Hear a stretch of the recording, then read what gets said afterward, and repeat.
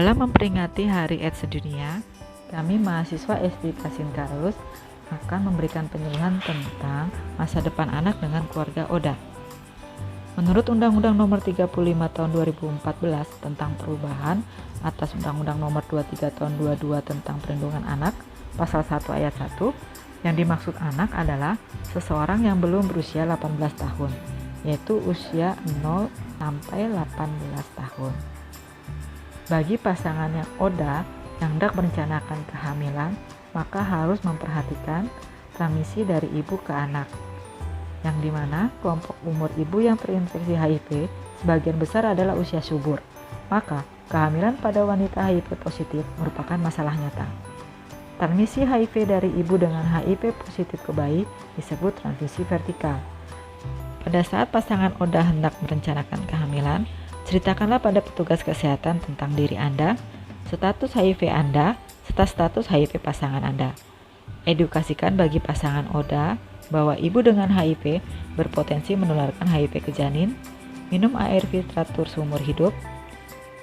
Pada saat konsul dengan dokter, jelaskan kepada pasangan faktor yang dapat mempengaruhi transmisi HIV, faktor virus, faktor ibu, serta faktor obstetrik, dan juga faktor bayi.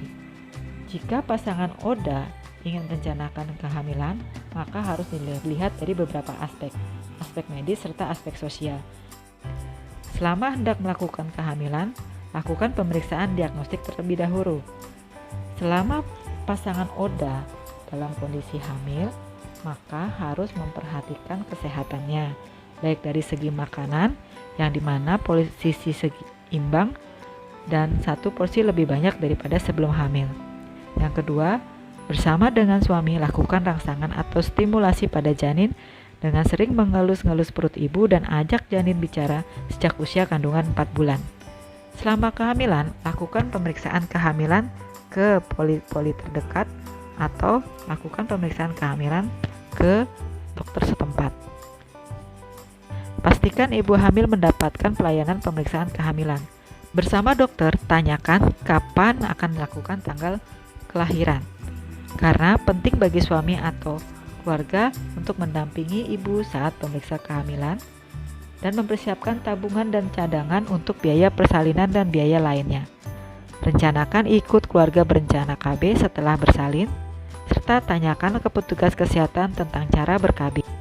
Setelah 9 bulan kehamilan, maka lakukan program kelahiran melalui operasi sesar.